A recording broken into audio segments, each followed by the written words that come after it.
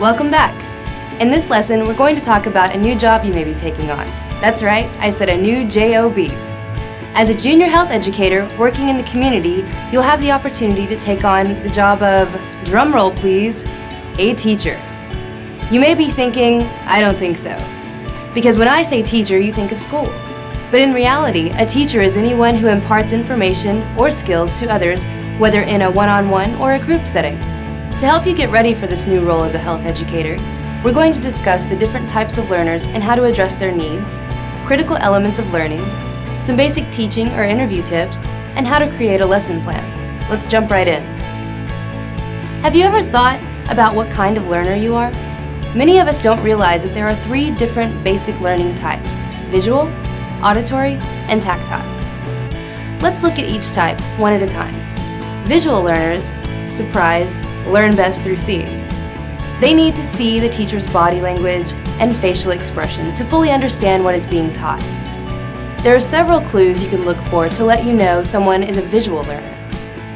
One of the easiest ways is to pay attention to what they say in normal conversation. A visual learner will use words or phrases that relate to vision. They say things like, I see what you're saying, or that looks good. When they're talking about something they recently experienced or learned, they'll provide lots of details about how things looked. They tend to take detailed notes in a classroom or learning situation so they can fully absorb what they're learning later on. Since they think and remember in images, they prefer, well, actually need, lots of visual aids like posters, slides, demonstrations, diagrams, or illustrations. The more color and rich detail, the better for these learners. If you want to reward a visual learner, you can do so by writing a note to them using stickers or written recognition, such as a certificate. To effectively teach a visual learner, you would use visual aids such as felt boards, flashcards, flip charts, or handouts. Have you ever had a teacher who turned everything into a picture or illustration? They probably used phrases like, I want you to visualize blah blah blah, or do you see what I'm saying? This teacher is probably a visual learner and may find visuals the best way to teach.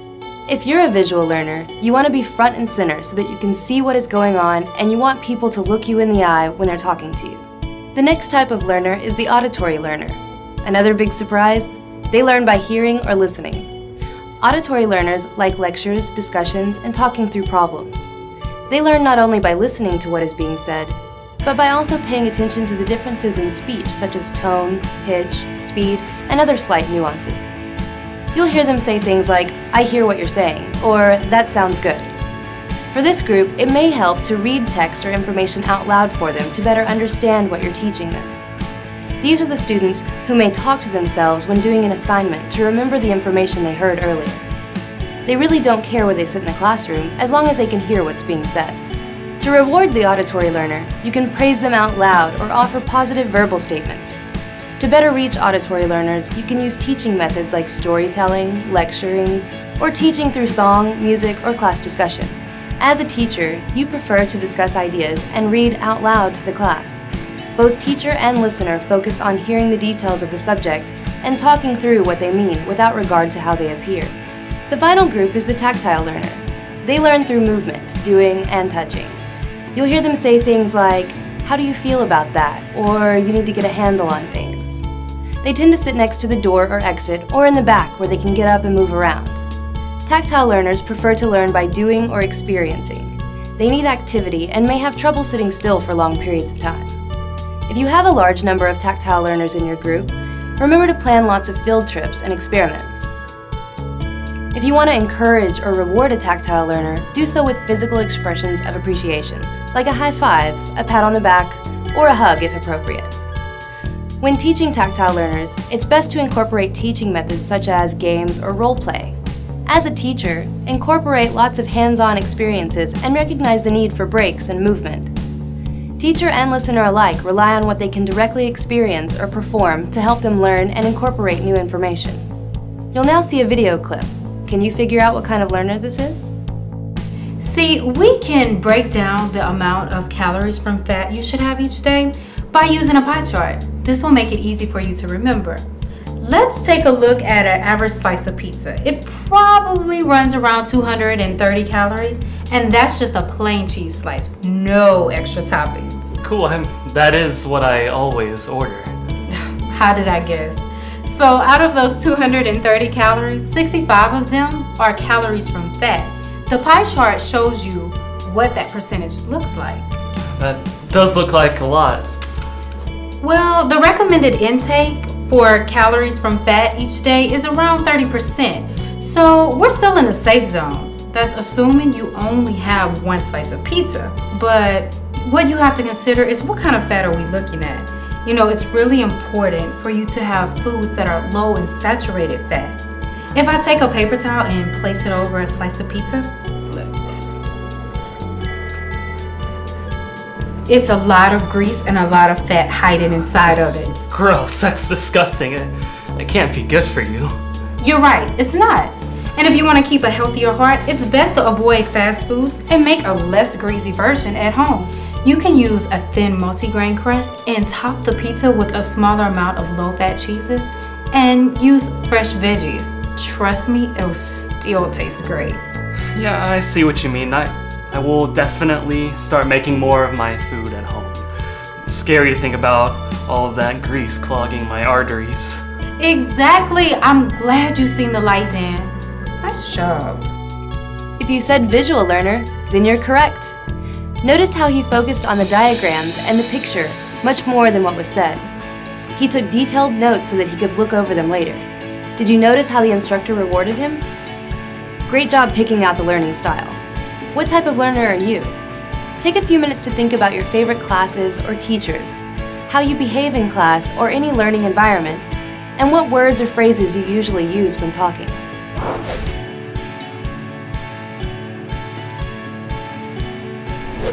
Now that we've figured out what type of learner you are, let's look at learning elements that are critical to effective learning. One of the first elements that you should strive for is motivation. If students are not motivated to learn, then you'll be wasting your time teaching them. There are things you can do as you set up the class to help improve student motivation. Start by setting up a friendly and open atmosphere so people are comfortable. If they feel like you want them in your group, they will be more motivated to hear what you have to say. Another important aspect of keeping an individual or group motivated is relevance. If they feel like what you're trying to teach them does not affect them personally, they may not care about learning it. Take time up front to help them understand that what they're learning will impact them or someone they know directly. To maintain motivation among participants, you need to walk a fine line between providing enough information to create concern, but not stress everyone out.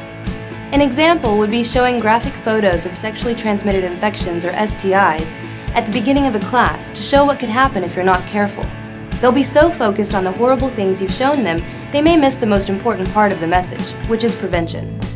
The same goes when you start a session with all the bad things that can happen to you if you don't stop a certain behavior, such as smoking. You can point out the result of the behavior, but it would be better to focus on the benefits of quitting. The next thing you can do to motivate the group is to make sure that the material is at an appropriate age level.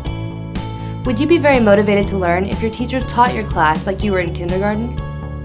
The last example of how to motivate a group is to provide positive feedback. Think about teachers you've had in the past. I bet you were more motivated in classes during which the teacher would say things like, "Good answer," "That was very impressive," or "Not exactly, but good try." Another element critical to learning is retention. If a group is going to benefit from what you're teaching, they must be able to retain the information. There are a couple of keys to retention: varying your teaching to make sure you address the different learning styles, and practice, practice, practice. The more you do, hear, or see something, the more likely you'll retain the skill or information you've learned. The third thing to consider is the use of reinforcement when teaching. Through the use of reinforcement, the teacher encourages learners to behave appropriately. It's important that you use both positive and negative reinforcement when you're working to change behaviors or old practices. The reinforcement follows the behavior. If learners are acting in the desired manner, then you should use positive reinforcement. If they're distracting the group or acting in an undesirable manner, you would use negative reinforcement. The last element critical to learning is transference. Transference is the ability to apply principles you've learned. This works best when participants practice applying knowledge learned to similar situations or information they may already know. It's very effective to ask the group to apply material they have just learned to situations their group may be trying to address. When you're planning a class or group study, it's often helpful to interview the participant to get a better idea of how to structure your class to meet everyone's needs. In a previous lesson, we talked about the different types of questions: open questions, closed questions, probing questions, and leading questions. Now we'll look at a couple of tips that'll help you get the best and most complete information when interviewing an individual. Once you ask a question, just pause for a couple of moments to allow them to gather their thoughts before they answer. And I don't mean use the hurry up stare. Just sit patiently for a couple of seconds. If you rush them to reply, they may feel pressured or not completely answer the question. When they do answer your question, you want to repeat it back to them as a question. For instance, if they say, "I started driving when I was 8, you would repeat back, "So, you started driving a car when you were 8 years old?" This gives them the chance to say, "That is correct," or "No, I drove a motorcycle until I was 15. This is a great way to clarify statements the participant makes during the interview. Another method for gathering information is inquiring about the experience of others in their community. This is a good way to bring out the community's beliefs and norms. It's also sometimes easier to point out issues or discuss touchy concerns when it's related to a neighbor rather than themselves. You know the old saying, "I have this friend." We talked earlier about using open-ended questions to gather more information. To make the most of an open-ended question, however, you can ask a probing question to help expand a participant's answer. For example, if you ask, "What type of exercise do you do regularly?" you'll get more information than if you ask a closed-ended question like, "Do you run daily?" You'll get the best information if you follow up the first question with a follow-up or probing question. Let's say when you ask about what exercises they do on a regular basis, they say they go to the gym. You would follow up with, "Tell a little more about what activities you participate in at the gym." If they say, for instance, that they lift weights, you could get additional information by asking, "Do you prefer free weights or hydraulic machines?" Or, "What do you hope to achieve by lifting weights?" Take a few minutes to find someone to practice your new skills on. Try interviewing them about what they did this past weekend. Don't forget, you're trying to get as many details as you can. Good luck.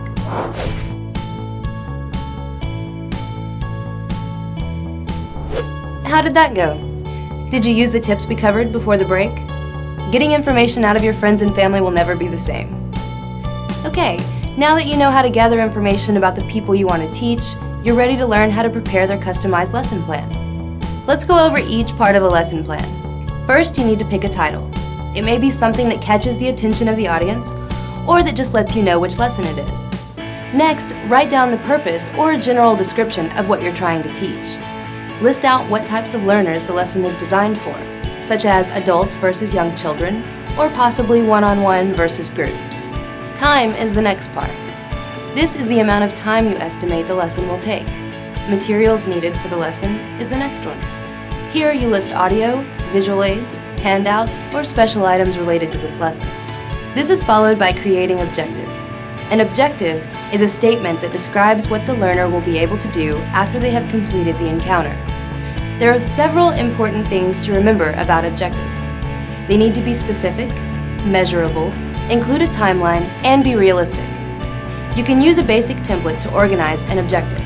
By the end of a time frame, the learner will be able to do a specific task with a certain result. So, if we're teaching CPR to a group of students, an objective might look something like this.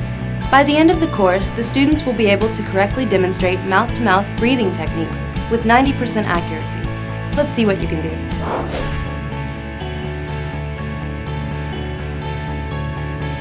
How did it go? An example of how it might go would be, by the end of the class, the students will be able to demonstrate how to spread jelly on one half of the bread 5 out of 6 times. Was your objective similar? When it's written correctly, you have a means to evaluate whether or not your class or course is effective. If students regularly have trouble meeting an objective, you may have to tweak the course to make it more effective by changing either the teaching method or possibly the objective itself. Alright, let's take a look back at what we've gone through in this lesson. We've looked at the different types of learners and how to address their needs, critical elements of learning, some basic teaching or interviewing tips, and how to do a lesson plan. Now that you have the tools to set up a class or lesson, the next and final lesson will provide you with basic knowledge about health issues, how to research and evaluate health-related material you find, and issues of special concern to young people. Now, Please take a minute to show us what you've learned. After you've successfully completed these questions, you'll be able to move on to the next lesson.